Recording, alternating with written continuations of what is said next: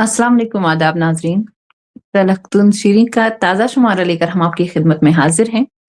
आज एक नई तख्लीक के साथ और इस तख्लीक के तख्लीकार कौन हैं नहीं मालूम। जैसे कि रिवायत है इस प्रोग्राम की, इस सेगमेंट की एक्चुअली।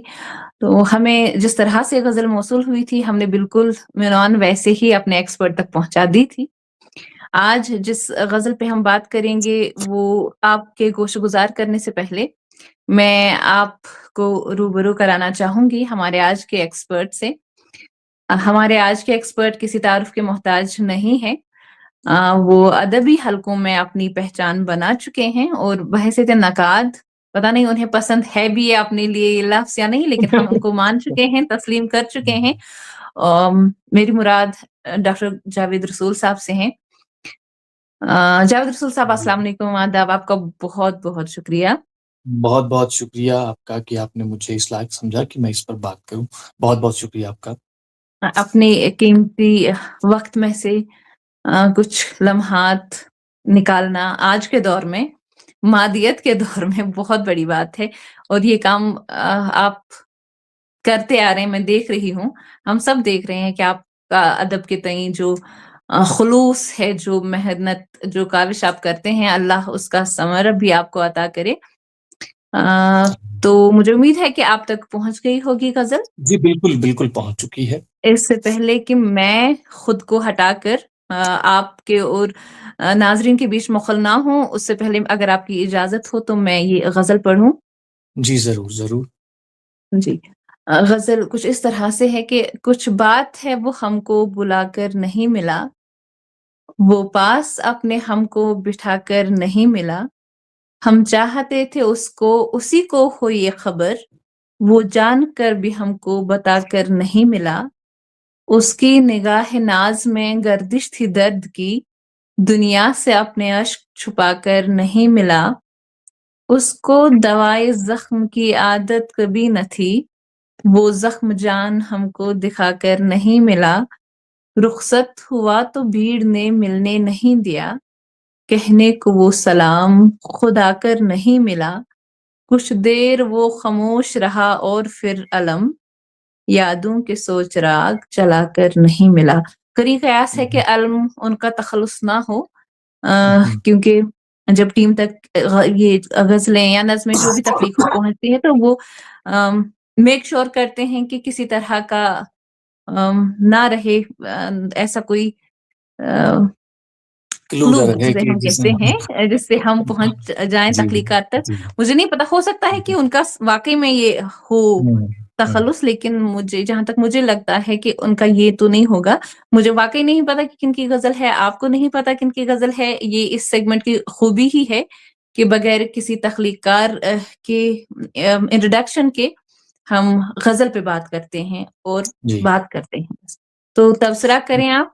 ग़ज़ल जी। आपके हवाले, बिस्मिल्लाह कीजिए। जी, बहुत-बहुत शुक्रिया जेके मराज़ कमराज़ अकेडमी का, आपका मैडम कि मुझे इस लायक समझा कि मैं इस तख़लीक़ पर बात करूँ। जैसा कि आपने ग़ज़ल पढ़ी और जो हमारे सुनने और देखने वाले हैं, उन्होंने भी ग़ज़ल सुनी होगी और सुन के ये महसूस हो रहा था कि ग़ज़ल किसी हम कह सकते हैं कि ताज़ादम शायर की हो सकती है। जी। हमारे यहाँ जब बहुत स्लैंग में जब अदबी स्लैंग की बात आती है तो हम नवसीखिया इस्तेमाल करते हैं इस तरह की नवामूज़, हाँ, नवसिखिया। या नवामूल तो नवसीखिया करते हैं। तो ख़ैर जी। मैं उस तरह की इस्तिलाह इस्तेमाल नहीं करूँगा बल्कि यही कहूँगा कि ताज़ादम शायर की मालूम होती है। अ, अक्सर ये होता है कि जब हम आखिर पे फिर आते हैं तो इंकिशाफ़ होता है किसी बड़े शायर की ग़ज़ल निकलती है या नज़्म निकलती है। मैं दुआ करता हूँ कि ऐसा ना हो और जो मैंने बात कही है कि ताज़ादम शायर की है तो ताज़ादम शायर की हो। ख़ैर मैं ग़ज़ल के हवाले से बात करूँगा। मुझे ग़ज़ल पढ़ के ऐसा लगा कि ये हमारे ही कश्मीर के किसी शायर की ग़ज़ल हो सकती है और अगर मैं अपने तजुर्बे की बात करूँ और जो ओवरव्यू है मेरा या जो हम कह सकते हैं एक मजमूई जो तासुर ग़ज़ल के हवाले से मुझे मेरे ज़हन में पैदा हुआ है जब से मैं अदबी दुनिया में आया हूँ। सॉरी तो मुझे ये महसूस हुआ है कि हमारे यहाँ जो नई नस्ल ग़ज़ल कह रही है, गजल के मुकम्मल आर्ट से पूरी तरह से अभी वाकिफ नहीं है। अगर है तो बहुत सी चीजों को नजरअंदाज करके गजल के किसी एक पहलू को देखकर ही उसे गजल समझती है। मिसाल के तौर पर अब देखिए कि अदबी हलकों में जहां कहीं भी शेर कहा जा रहा हो, ठीक है, तो देखने वाले या सुनने वाले, पढ़ने वाले लोग जो बाकी शौरा हजरात होते हैं हमारे, खासतौर पर नई नस्ल के, ये सिर्फ वजन की तरफ जाते हैं। यानी इनके लिए गजल सिर्फ ये है कि अगर शेर आपने वजन में कह दिया, ठीक है, तो हो गया। उसके मफाइल अफाइल वो सब चीजें दुरुस्त हैं, तो बस वो गजल, वो शेर हो गया, वो गजल का शेर हो गया।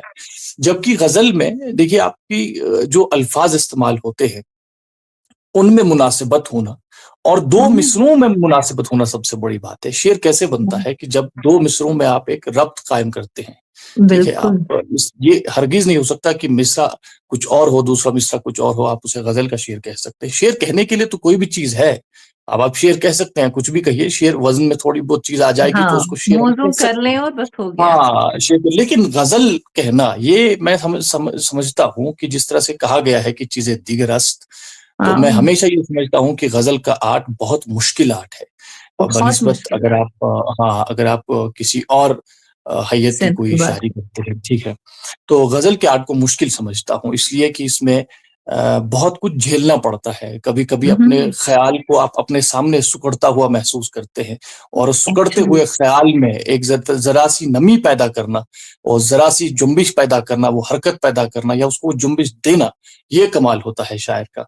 और अब मैं गजल की तरफ आता हूँ बगैर किसी मजीद तमहीद के। देखिए हमने जो पहला शेर पढ़ा गजल का, मतलब कहिए कि कुछ बात है वो हमको बुलाकर नहीं मिला, वो पास अपने हमको बिठाकर नहीं मिला। मतलब कोई बड़ा ख्याल नहीं है, कोई नया मौजू नहीं है, कोई नया मजमून नहीं है, और एक आम सी बात कही है, एक आम सा जो एहसास है वो है स्टेटमेंट इसमें। जैसे बस हाँ, बात है। कुछ बात है वो हमको बुलाकर नहीं मिला। अ, मतलब समझने की बात है कि क्या बात है कि वो हमें बुलाकर नहीं मिला और क्यों बुलाता। मतलब बहुत सी चीजें कारी के जहन में चलेंगी चलेंगी अभी, जो हमारे सुनने वाले होंगे वो भी जब इस शेर पर गौर करेंगे तो ये कि क्यों बुलाकर मिलेगा, कहाँ बुलाकर मिलेगा, वो पास अपने हमको बिठाकर नहीं मिला, ये क्या चीज है। मतलब तजादात से भरी हुई चीज है। तो मैं ये समझता हूँ कि मतलब ठीक है, अगर आप इसको शेर कहते हैं कि कुछ बात है वो हमको बुलाकर नहीं मिला, कोई तो बात रही होगी कि उसने हमको नहीं बुलाया, ठीक है, हमसे मिला नहीं, वो पास अपने हमको बिठाकर नहीं मिला। यानी वो उसकी आदत रही थी कि वो क्या है, पहले वो हमें पहले अपने पास ऐसे करते थे। बिठाता था। आज कुछ बात रही होगी कि उसने नहीं बुलाया, चीज नहीं। समझ में आ जाती है, ठीक है, एक आम सा मजमून है इसमें, चलिए एक एहसास, एक कैफियत है, ठीक है, हो गई बात। अब दूसरे शेर पर आइए कि हम चाहते थे उसको, उसी को हो ये खबर। अब देखिए उसी को हो पर गौर करना है, उसी को हो ये खबर में। हाँ, वो जानकर भी हमको बताकर नहीं मिला। मैं समझता हूं कि इस शेर में सिर्फ चीजों को वजन में लाने की कोशिश की गई है। अब देखिए कैसे, हम हम चाहते थे उसको, ठीक है, हम चाहते थे उसको, ठीक है, उसको चाहते थे, मोहब्बत थी, क्या थी, उसी को हो ये खबर, ठीक है। ये दो मानी निकलेंगे, चाहते के दो मानी ले, एक ये कि हम चाहते थे, बिल्कुल। मेरी विश थी कि जो आई खबर है वो वांटेड सिर्फ उसी को हो, हाँ, कि या खबर मैं उसी को हो, चाहता था कि या हम हाँ चाहते थे। हाँ हाँ, या ये कि हम चाहते थे उसको या हमें उससे मोहब्बत थी, और ये बात सिर्फ वही जानते थे, दो मानी निकलते हैं। वो जानकर भी हमको बताकर नहीं मिला, ठीक है। शेर ऐसे तो बहुत अच्छा है, मुझे लगता है बहुत अच्छा है, लेकिन अगर मैं इसमें कोई तरमीम करना चाहूं पहले मिसरे में, हालांकि अगर हम शेर पढ़ेंगे तो अच्छा है, चाहते, चाहता जो लफ्ज है इसमें, जो चाहते लफ्ज है, जू मानी निकलता है, हम चाहते थे उसको, ठीक है। तो लेकिन अगर मैं इसमें तरमीम करूंगा तो ऐसे करूंगा कि था कौन जिसके सर था कभी इश्क का जुनू, वो जानकर भी हमको बताकर नहीं मिला। शेर इस तरह से भी हो सकता है। खैर मेरी तरमीम से, या अगर मैं इसमें कोई किसी तरह की कोई चीज मतलब अपनी तरफ से भरने की ऐड कोशिश करूं करूं। तो मेरा जाती नुक्ता नजर हो सकता है, जरूरी नहीं है कि सुनने वाले जो हमारे लोग हैं वो इससे मुत्तफिक हूं। लेकिन खैर अच्छा है, शेर अच्छा है, और चाहते से जो एक तरह की का इबाम सा पैदा हुआ है, इल्हाम ठीक है, पैदा हुआ। हाँ, वो बहुत अच्छा है, वो खूबसूरती है इस शेर की। खूबसूरत है, खूबसूरत। हाँ, उसकी निगाह नाज में गर्दिश थी दर्द की, उसकी निगाह नाज में गर्दिश थी दर्द की, दुनिया से अपने अश्क छुपाकर नहीं मिला, ठीक है। दूसरा मिसरा इसका बहुत अच्छा है, इस पर बात करने की जरूरत भी नहीं है, शेर दूसरा मिसरा तो डायरेक्टली समझ में आ जाता है लेकिन पहले मिसरे पर गौर कीजिए कि उसकी निगाहे नाज में गर्दिश थी दर्द की। निगाहे नाज यानी माशूक की निगाह, उसकी नजर गर्दिश थी दर्द की। देखिए, दर्द की गर्दिश एक अजीब सी बात है, मतलब गर्दिश अच्छा नहीं लगता लफ्ज। तो गर्दिश की जगह जैसे अगर कुछ और लफ्ज होता जो सूट ही दर्द नहीं के साथ करता। मेल खाता, जो मुनासिबत होती उससे, तो मेरे ख्याल में शेर बड़ा अच्छा होता। और मैंने जब जहां तक इस शेर को थोड़ा बहुत देखने की कोशिश की, और अगर मुझे ये शेर कहना होता, अगर ये मेरा शेर होता, तो मैं कोशिश करता कि मैं इसको इस तरह से करूं कि उसकी निगाहे नाज में शामिल था दर्द भी, दुनिया से अपने अश्क छुपा कर नहीं मिला। तो मैं इस तरह से शेर कहता। तो लेकिन जो गर्दिश लफ्ज इस्तेमाल हुआ है वो मुझे गैर मुनासिब लगा, वो मुझे उसमें कोई मुनासिबत दर्द के साथ नजर नहीं आई। इसलिए मैं इस शेर को इस पहलू से थोड़ा कमजोर समझता हूं। आगे बढ़ते हैं कि उसको दवाए जख्म की आदत कभी न थी। उसको दवाए जख्म की आदत कभी न थी, वो जख्म जान हमको दिखाकर नहीं मिला। वो जख्म जान मतलब ठीक है, कर लेते हैं हम बर्दाश्त, जख्म जान हमको दिखाकर नहीं मिला। ये मिसरा तो चलिए हम बर्दाश्त कर लेते हैं, कह भी देते हैं कि चलिए समझ में आ गई बात।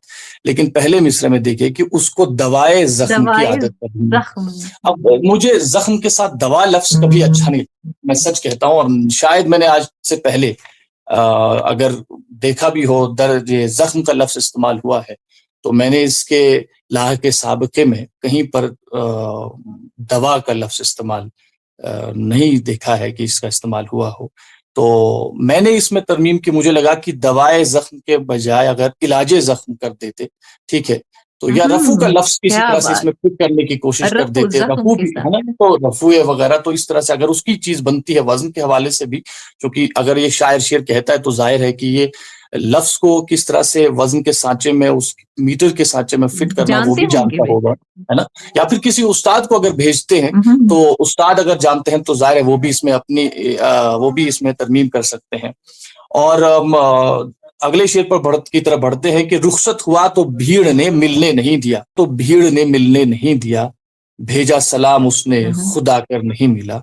ये शेर मुझे ठीक लगा, अच्छा शेर है कि रुखसत हुआ तो भीड़ ने मिलने नहीं दिया। मुझे अच्छा भी लगा कि इसमें जो भीड़ का लफ्ज इस्तेमाल हुआ है और फिर जो न मिलने की बात है, तो बहुत अच्छा नुक्ता निकाला है कि रुखसत हुआ तो भीड़ ने मिलने नहीं दिया, भेजा सलाम उसने खुद आकर नहीं मिला। यानी उसने, हाँ, खुद आकर मिलने की बात अलग थी, जो भीड़ ने उसको रोक दिया तो वो खुद आकर नहीं मिल सका, तो उसने सलाम भेज दिया। तो बहुत अच्छी चीज है, हाँ, समझ में आती है, शेर अच्छा है। आखिरी शेर की तरफ बढ़ते हैं कि कुछ देर वो खामोश रहा और फिर अलम, यादों के 100 चिराग जलाकर नहीं मिला। कुछ देर वो खामोश रहा और फिर अलम, यादों के 100 चिराग जलाकर नहीं मिला। दोनों मिसरों में मुनासिबत या जो हम रब्त की बात कहते हैं मजमून के लिहाज से थोड़ी कम सी मालूम होती है।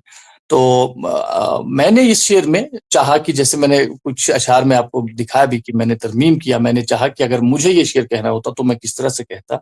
इस शेर के हवाले से भी कहूंगा कि अगर मैं ये शेर कहता तो मैं कोशिश ये करता कि कुछ देर वो खामोश रहा और फिर अलम ऐसे उठा कि फिर वो बुलाकर नहीं मिला।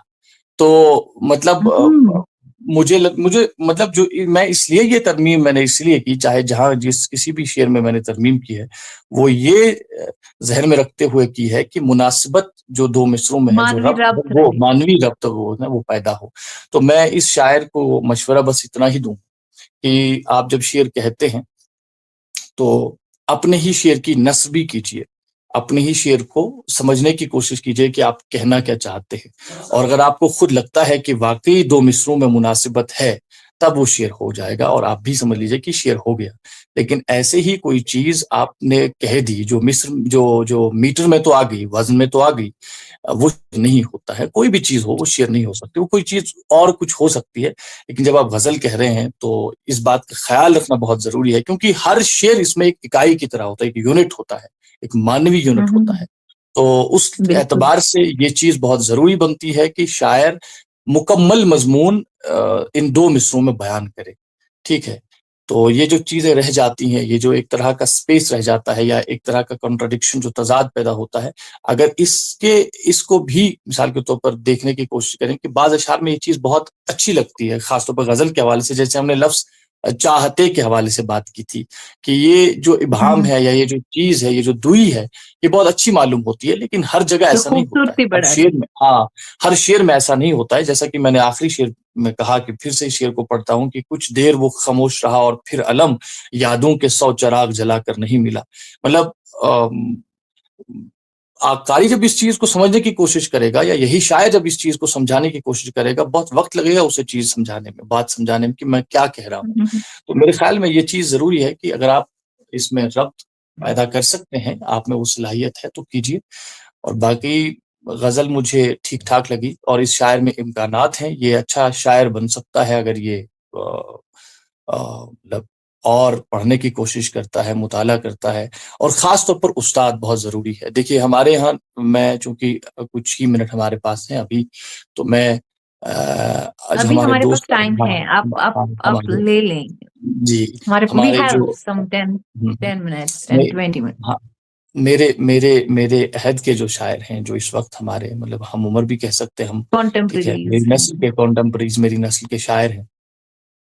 तो मैं यही बात कहूँगा कि देखिए हम लोगों ने इस चीज़ को बहुत मायूब समझा है। हम ही लोगों ने इस चीज़ को मायूब समझा है कि शायद अ, उस्ताद बना लेना, किसी को उस्ताद कहना, किसी से ना क्या कहते हैं मशवरा लेना, इस्लाह किसी से लेना। इस्लाह लेना, तो ये चीज़ शायद मायूब है, शायद अगर हम ऐसा करेंगे तो हमारी शिनाख्त नहीं रहेगी। तो एक तरह का जो शिनाख्ती बहरान है, वो एक पहलू उसका ये भी है हुँ, कि हम हुँ। ये समझते हैं कि किसी दूसरे की मौजूदगी अगर हो, किसी दूसरे का अगर कोई हिस्सा हो, ठीक है, उससे हमारी शिनाख्त नहीं रहेगी। तो सिर्फ़ अपनी शिनाख्त हुँ, बचाने हुँ। के जो है ना उसके के मामले में हम लोग फिर चूक जाते हैं और ऐसी गलतियाँ कर जाते हैं कि जो हमारे फ़न, हमारे आर्ट का ऐब बन जाता है। तो मैं यही चाहूँगा कि उस्ताद रखिए, जैसा कि हमारे बड़े बुज़ुर्गों ने रखे थे, उनके उस्ताद हुआ करते थे, वो इस्लाह लेते थे, आप भी लीजिए। इसी शायर में भी अगर इसने किसी अच्छे शायर को ये अच्छा उस इनका उस्ताद ज़ाहिर है कि रहा भी होगा शायद, वो होगा भी, मुमकिन है। तो अगर उस्ताद इनका है और ये अपने उस्ताद को भेजते हैं और वो गौर से इस गज़ल को पढ़ते हैं, तो इस गज़ल को इतना खूबसूरत बनाया जा सकता है, इसमें बहुत से इम्कानात हैं कि इसको मज़ीद बेहतर बनाया जा सकता है। तो इन्हीं अल्फ़ाज़ के साथ मैं अपनी बात मुकम्मल करता हूँ। जी। नहीं, अभी आपकी बात मुकम्मल नहीं हुई क्योंकि हम आपसे कुछ और जानना चाहेंगे। जी, जी, जी। बहुत अच्छा तबसरा था, बेलाग था, लेकिन मुख़लिस भी क्योंकि हुँ, आपने हुँ। जिस तरह से बात की कि हुँ, हम उस्ताद के पास जाना, किसी उस्ताद के आगे ज़ानो-ए-अदब तह करना, हमें हुँ, लगता हुँ, है कि शायद हमारी ज़ात के लिए कोई प्रॉब्लम क्रिएट कर सकती है। लेकिन हुँ, देखें, चूँकि मैं आपसे बड़ी हूँ हुँ, हुँ। उम्र में भी और तजुर्बे भी में भी, इल्म जी। में तो ख़ैर नहीं हूँ। हाँ, क्या लेकिन हुँ, कहना ये है कि इसमें कई पहलू हो सकते हैं, वरना हम ये भी हुँ, जानते हैं कि हमारे गालिब हुँ, हुँ, जो हुँ, हुँ, उर्दू अदब पे गालिब हैं, आप हुँ, हुँ, माने ना माने कोई भले हुँ, कितना भी मुनकिर हुँ, गालिब हुँ, हो, हुँ, लेकिन हम हुँ, सुख़न फ़हम हैं, गालिब के हुँ, हुँ, तरफ़दार नहीं। सो गालिब ने भी मजबूरन कहा कि हमारे एक उस्ताद हैं। कुछ लोग कहते हैं उस उस्ताद का तो वजूद ही नहीं था, जस्ट टू हाँ, मेक हिमसेल्फ ऑथेंटिक, हाँ, हाँ, ये हाँ, दिखाने के लिए कि वही उस्ताद रखते हैं, उन्होंने हुँ, खामखा के उस्ताद क्रिएट किए क्योंकि वो उनका कहीं पता मिलता ही नहीं। हुँ, ख़ैर, हुँ, यानी कि किस कदर ज़रूरी है कि हम उस्ताद रखते हों। हुँ, हुँ, लेकिन ये एक जैसे कि आपने बात की कि हम एक मजमूई तासुर ये भी है कि अभी किसी उस्ताद के पास जाएँ तो फिर वो बदकिस्मती से ये हमारे हुँ, दौर हुँ, का अलमिया हुँ, है कि फिर आप उस के ज़ेर तैग तैग रहते हैं हमेशा, उस हुँ, उस्ताद के। शायद या तो वो आपको आगे बढ़ने नहीं, I am hmm, sorry, hmm, hmm, nothing against anybody, क्योंकि हुँ, हुँ, मेरे लिए सब उस्ताद हैं, क्योंकि मैंने जितने हुँ, शौरा यहाँ के कंटेम्परेरी शौरा को भी पढ़ा है, जो माशाल्लाह हमारे यहाँ तो हुँ, मुस्तनद हैं कई सारे, और मैं उनके लिए जब वो मेरे बारे में अच्छी राय देते हैं, तो मैं उसको वाक़ई सनद मानती हूँ। और अगर उनकी तरफ से कोई इस्लाह की बात होती है तो हमेशा मैंने बिला चूँ-चरा के मान भी ली है वो सलाह, और वो मेरे लिए बेहतर ही साबित हुई है। लेकिन ये भी है कि हमारे असातिज़ा को भी अपना रवैया ज़रा-सा चेंज करना होगा बिल्कुल। जिस कदर इखलास हो उसमें, और जिस तरह से वो फिर अपने शागिर्द को अ, अपना समझें, बगैर किसी अ, तंज़ के, बगैर फिर वो ऐब-जुई करने पे आते हैं कि इनको हमने बनाया है, ये हमने लिख के दिया है, खुदा न ख़ास्ता। तो हो सकता है उसके चलते नई आवाज़ें जो हैं, नवामोज़ शोरा जिन्हें हम कहते हैं, और आपकी खूबसूरत अंदाज़ में आपने जो ताज़ा-दम कहा है, उसी इस्तिलाह को लेकर चलते हैं। ताज़ा-दम शोरा शायद इसीलिए इन्हिराफ़ करते हैं असातिज़ा के पास जाने से। लेकिन आप मुझे ये बता दें, आपने ग़ज़ल के फ़न की बात की थी, चूँकि आप और हम अ, अदब के तालिब इल्म हैं, और अब तो माशाअल्लाह से हम दोनों ही अ, इस पेशे से भी मंसूब हो चुके हैं अल्हम्दुलिल्लाह, अब हम पढ़ाते भी हैं।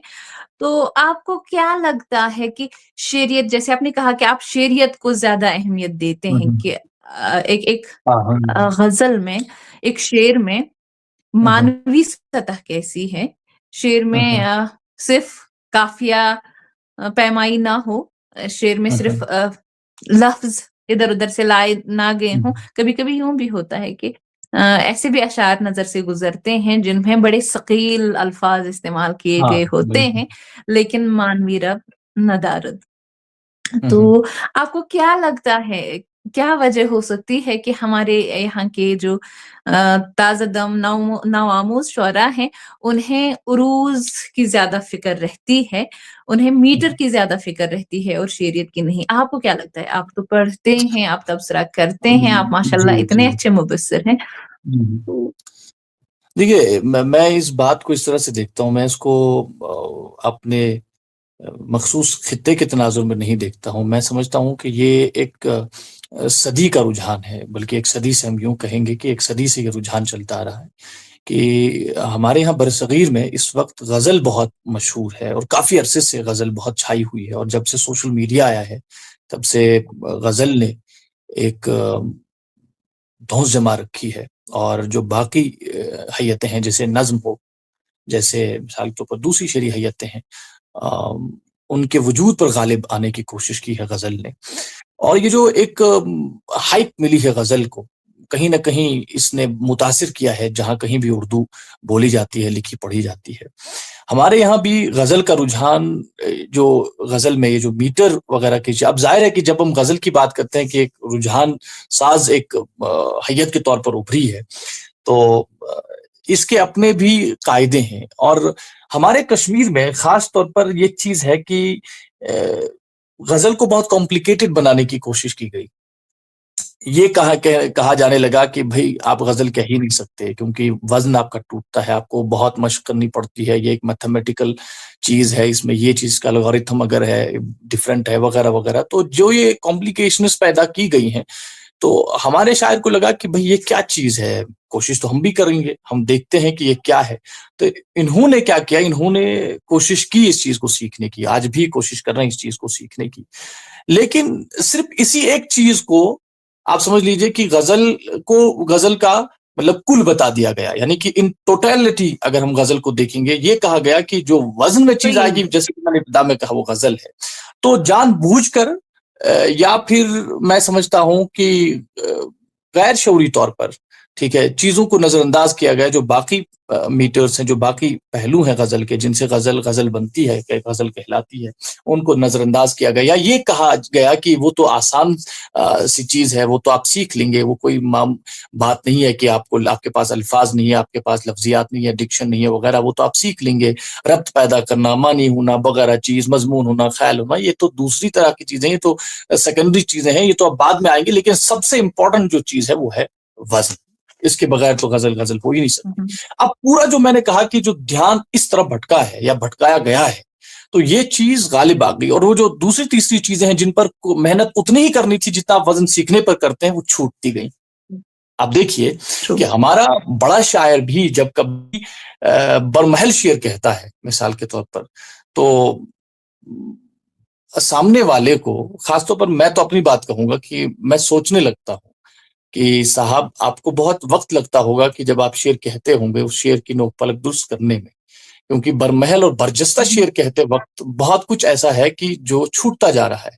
तो ये छूटने की प्रोसेस है। मैं समझता हूँ कि इस आप एक मुकम्मल आप लैब में जाते हैं, ठीक है, गजल आप समझ लीजिए कि प्रैक्टिकल है, लेकिन इस प्रैक्टिकल में आप कुछ चीजें ऐसी हैं जिनको आप समझते हैं कि बाद में भी की जा सकती हैं, उनको आप छोड़ते नजरअंदाज करते हैं और किसी एक चीज पर मेहनत करते हैं। वो जो छूटी हुई चीजें हैं वो छूटती चली जाती हैं और फिर कभी दुरुस्त नहीं होती वो।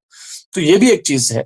और दूसरी बात जो आपने कही कि असातिज़ा के हवाले से कि कुछ उनको भी जरा सा जो है कि अपना गोशा नरम रखना चाहिए और कुछ चीजें उनको भी अपने कहीं दुरुस्त कर लेनी चाहिए। कि यहाँ पर एक ये भी है, एक हवा ये है कि अगर कोई उस्ताद है, किसी ने किसी की गजल की इस्लाह की, तो फिर वो दुनिया जहां को बता देता है कि भाई इसको तो शायर मैंने बनाया, इसको तो कुछ नहीं आता, वगैरह वगैरह। मैं उस ऐसे आदमी को कमजोर समझता हूँ। और रही बात गालिब के जमाने की, उस जमाने में उस आदमी को तब तक शायर मानते ही नहीं थे जब तक में उसका कोई मुस्तनद उस्ताद जब रहा हो। तक उसका कोई गालिब ने अगर उस्ताद ना उस्ताद बना लिए या गालिब ने अगर खुद साख्ता उस्ताद बना लिए कुछ, तो जाहिर है कि उन्होंने अपनी पहचान बनाने के लिए और अपने आप को एक शायर मतलब मनवाने की खातिर वो सब मुस्तनद। किया।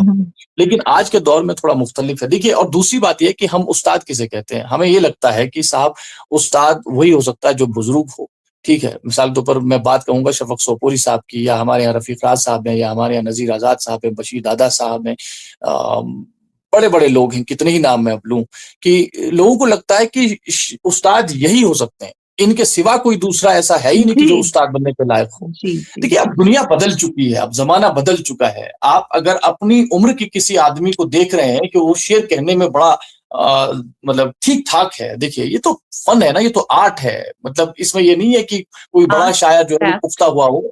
आप देखिए कि मैं अगर बात करूंगा, हमारे यहाँ नई नस्ल में कुछ ऐसे भी शायर हैं जो चौंका देते हैं, और उनके मुकाबले में आप किसी बुजुर्ग शायर को लाइए, उसकी शायरी फीकी मालूम होगी। इस नौउम्र आदमी की लड़के की शायरी इतनी जबरदस्त होती है कि आपको चौंका देती है। तो मैं ये समझता हूं कि हम लोगों को इस बात को भी जहन में बिठा लेना चाहिए कि भाई उस्ताद सिर्फ बुजुर्ग आदमी नहीं बन सकता है। कभी कभी आपकी उम्र से कम आदमी भी, छोटा आदमी भी आपका उस्ताद बन सकता है, और उसको उस्ताद बनाने में उस्ताद हो कोई ऐप सकता नहीं है, है। हाँ, बिल्कुल। कोई कबाहत नहीं है, बना लीजिए, आर बस नहीं। सीखते हैं। हाँ, लेकिन वो आदमी बड़ा कमजर्फ होगा जो अगर किसी की इस्लाह करता है, किसी का शेर दुरुस्त करता है, किसी आदमी को कोई मशवरा देता है, फिर उसको दोहराता है कहीं कि भाई मैंने किया है वगैरह किया। ये सब चीजें नहीं होनी चाहिए। आप आदमी की अगर मिसाल तो ठीक है, बहुत सी चीजें इसमें आएंगी, खैर इसी एक पहलू पर बहस नहीं करते हैं। और फिर से इस बात की तरफ आता हूँ। अब आखिर में इस पूरी हमारी बहस को मैं कंक्लूड करता हूँ इस नोट पर कि देखिए, अभी जिस गजल पर हमने आज बात की, ठीक है, इस गजल में ऐसा नहीं है कि हम ये नहीं कह सकते कि भाई इस आदमी को शेर कहना नहीं आता, ये शेर कहना नहीं जानता। इसमें सलाहियतें हैं। जिसने ये शेर कहा कि जो हमने अभी कहा कि हम चाहते थे उसको, उसी को हो ये खबर, वो जानकर भी हमको बताकर नहीं मिला। मतलब एक मामूली सा शेर, जब मैंने पहली करीत में पढ़ा था मैं हंसा था कि भाई बड़ी गलत है इसमें। लेकिन जब लफ्ज चाहते पर गौर किया, मैंने अपने आप को दुरुस्त कर लिया। मैंने कहा भाई ये चाहते लफ्ज को थोड़ा देख लो। तो गजल में इसके हर एक मायने यूं लफ्ज, ही हो हाँ, गजल में हर एक लफ्ज इल्यूजन पैदा करता है। वो आपको एक पहले तो बिल्कुल। आपको लगेगा कि हाँ समझ में आ गया, लेकिन लफ्ज पर थोड़ा गौर कीजिए तो लफ्ज की नौयत बदल जाती है। ये अपनी सूरतें बदलते हैं ना। तो मैं हमेशा बिल्कुल। समझता हूँ कि गजल में हर एक लफ्ज बेस बदल कर आता है। इसके कई रूप होते हैं, अनेक रूप होते हैं इस लफ्ज के। तो आप हल्के में ना लीजिए लफ्ज को। तो मुझे लगता है कि इस आदमी में सलाहियतें तो हैं, बस इतना सा इस आदमी को चाहिए कि इसको मुताला करना है। और मुताला इस एतबार से करना है या इस नौयत का करना है कि भाई जो शेर मैं कहता हूँ, जो शायरी मुझे पसंद है, यानी मैं शेर में क्या चीज पसंद करता हूँ। हमारे मीर के कुलियात जो दीवान है वो उठाकर देखिए, आपको गालिब की सी मानवियत बहुत कम अशार में नजर आएगी। यानी कि वो उसमें, मैं उस सही बात। आदमी को मानी आफरीनी का शायर कहता ही नहीं, मैं उस आदमी को कैफियत का शायर कहता हूं। मैं हमेशा कहता हूं कि उस आदमी के यहाँ कैफियत का जो इजहार मिलता है वो गालिब के यहाँ उस नौयत का नहीं मिलता है। मतलब हो ही नहीं नहीं मिलता, सकता है, ठीक वैसा है। है। देख तू दिल की जान से उठता, ये धुआं सा कहां से ये उठता है। धुआं कहाँ गालिब से के यहाँ इस उठता है। नौयत की शेयत ना, तो गालिब एक अलग, गालिब के यहाँ मानवी असरारियत बहुत ज्यादा है। वो बहुत मानी ज्यादा। पर, हाँ बहुत ज्यादा जो है ना, मानी पर बहुत फोकस करता है। अब ये चीज है कि ये मिजाज की बात होती है। गालिब को ये चीज उसके मिजाज के मुवाफिक थी, सो उसने उसी तरह से अपने शेरी मिजाज को बना लिया, उसी तरह की बिल्कुल। शायरी पढ़ भी ली। बेदिल को पढ़ना, ठीक है, बेदिल जैसे आदमी को पढ़ना, तो वो जाहिर ही करता है कि मानवी जो इंसलाक है उसके साथ कितना रब था, कितनी मवाफ़क़त थी गालिब के मिजाज को। लेकिन मैं ये कहता हूँ कि हर शायर को ये चीज़ खुद आइडेंटिफ़ाई करना पड़ती है कि मेरा मिजाज क्या है, मैं किस चीज़ को ग़ज़ल में पसंद करता हूँ। अगर मैं मंतिक़ को, फ़िक्र को, मानी को पसंद करता हूँ तो मुझे गालिब जैसे शायर ही को पढ़ना चाहिए। लेकिन अगर मैं कैफ़ियत को पसंद करता हूँ, एहसास जज़्बे को पसंद करता हूँ, हल्की-फुल्की सी बात में ज़रा से वो जो एक जो ना हल्का-फुल्की बात हल्की-फुल्की सी होती है, लेकिन वो दर्द की जो ठीस होती है वो पैदा छू कर हाँ, जाती है। वो पैदा करना हो तो मैं नासिर को पढ़ूँगा। अगर मुझे अपने दौर के किसी शायर को पढ़ना हो जो रीसेंट पास्ट का शायर हो, या अगर मुझे बहुत पहले को पढ़ना तो मीर को पढ़ूँगा, या मैं मोमिन को उस कबील पढ़ेंगे के आप। शायर किसी शायर को पढ़ूँगा जिसके यहाँ ये चीज़ मिलती हो। तो ये शायर को खुद आइडेंटिफ़ाई करना पड़ता है। मैं किसी के बारे में ये नहीं कह सकता हूँ कि उसका मिजाज कैसा है, उसको किस शायर को पढ़ना बिल्कुल। चाहिए। तो ये बड़ा मुश्किल काम होता है। तो ऐसे शायर को, जिसकी ग़ज़ल पर हमने बात की, इसको चाहिए कि ये अपने मिजाज को देख ले और अपने मिजाज के मुताबिक शुअरा को पढ़े, और का जब पढ़ेगा इंतखाब तो करें और हाँ, पढ़ें। साथ में उस्ताद भी, ज़रूरी नहीं है कि बुज़ुर्ग ही हो, तो उसको भी। और देखिए कि इस आदमी में इम्कानात बहुत हैं, और हमारे यहाँ जो शायर इस वक़्त शेर कहते हैं उनमें बहुत इम्कानात हैं। और मैं हमेशा ये कहता हूँ कि एक जो हमारे यहाँ एक खला-सा महसूस होता था, एक गैप सी महसूस होती थी कि राज साहब के जो कबील के जो शुअरा थे, उस कबील के शुअरा के बाद शायद कोई दूसरा शायर नहीं आया। बीच का एक दौरानिया गुज़रा है। कई शायर हैं जिनका कोई नाम नहीं, लेकिन नई नस्ल जिसमें आप भी हैं, तो एक नाम थैंक बना यू। रही है नस्ल। तो मैं हमेशा ये कहता हूँ कि वक़्त आएगा जब जब एक ऐसी नस्ल के मुकाबिल में हम एक ऐसी नस्ल को लाएँगे जो अभी तैयार हो रही है, कि आप देखिए कि हमने किस तरह से जो है ना शायरी में इवोल्यूशन लाया है, किस तरह से हमारे यहाँ जो शायरी हो रही है उसमें एक इर्तिकाई सफ़र तय किया है हमारी शायरी शेरी रिवायत ने, इंशाअल्लाह। कश्मीर में खासतौर पर उर्दू की शेरी रिवायत में। तो बस इसी नोट के साथ कंक्लूड करता हूँ, और ढेर सारी मोहब्बतें इस शायर के लिए। शुक्रिया। आपका बहुत-बहुत शुक्रिया। आपके खुलूस के लिए आपका शुक्रिया। आपके वक़्त के लिए आपका शुक्रिया। यहाँ से नाम भी आ गया है, जी। तो ख़ैर से मैं तो नहीं जानती, शायद आप जानते हो। ये हैं हमारे डॉक्टर अब्दुल मन्नान भट्ट साहब। डॉक्टर अब्दुल मन्नान। आहाहाहा! जी, जी, जी, जी, जी। अच्छा, मन्नान अच्छा, साहब, अच्छा, अच्छा, ओके, अच्छा, अच्छा। Okay, okay, okay, okay. Okay. चलें, अमेरिका में डॉक्टर शायद वो अब्दुल पीएचडी मन्नान। कर रहे हैं, और फैज़ पर शायद इनका जी। काम था। पीएचडी कर रहे हैं अमेरिका हाँ। में। तो अब मुझे तो याद है। जी, जी, जी, जी, जी। जी, डॉक्टर अब्दुल जी। मन्नान भट्ट साहब को बहुत-बहुत हुँ, हुँ। मुबारकबाद, और मुझे उम्मीद है कि ये महज़ूज़ होंगे, ये मुस्तफ़ीद होंगे, और इनके लिए और हम सब के लिए ये तबसरा बहुत कारगर साबित होगा। आपके वक़्त का शुक्रिया। आप मेरे लिए मेरे छोटे भाई, मेरे बेटे जैसे हैं, क्योंकि जी, बिल्कुल। मुझे ये एज़ाज़ हासिल है कि मैं आपके साथ यूनिवर्सिटी में रही हूँ। आपने उस्ताद तो पढ़ाया ख़ैर मुझे। वही ना, इस तरह से रही हूँ, लेकिन वाक़ई बिल्कुल। में तब भी आपसे इतनी ही मोहब्बत करती थी, आज उससे जी। ज़्यादा, क्योंकि मैं जानती थी कि आप बहुत-बहुत बहुत आगे शुक्रिया। बहुत अच्छा बहुत-बहुत करेंगे, और शुक्रिया। इंशाअल्लाह आप बहुत आगे अच्छा ही करते रहेंगे। सबसे ज़्यादा मैं आपके खुलूस के लिए आपका शुक्रिया अदा करती हूँ, जेके मराज़ कमराज़ अकेडमी की पूरी टीम की तरफ से, खुसूसन सेगमेंट तलख्तुन शीरीन की तरफ से आपका बहुत शुक्रिया कि आपने अपना वक़्त निकाला और इस तख़लीक़ पे बात की, इस ग़ज़ल पे बात की, जिसमें बक़ौल आपके बहुत ज़्यादा इम्कानात हैं इस शायर में भी और इस ग़ज़ल में भी। शर्त बस थोड़ी-सी चीज़ों की तरफ ध्यान देने की। अब आपका बहुत-बहुत शुक्रिया। बहुत-बहुत एक बार शुक्रिया। फिर इंशाअल्लाह आपको ज़हमत देंगे, कभी फिर से आपसे मुलाक़ी होंगी, क्योंकि आपसे बात करके हमेशा अच्छा लगता है। अल्लाह आपको सलामत रखे, हमारे नाज़रीन को सलामत रखे। फिर मुलाकात होती है। अल्लाह हाफ़िज़। अस्सलाम वालेकुम। अल्लाह हाफ़िज़। सलाम।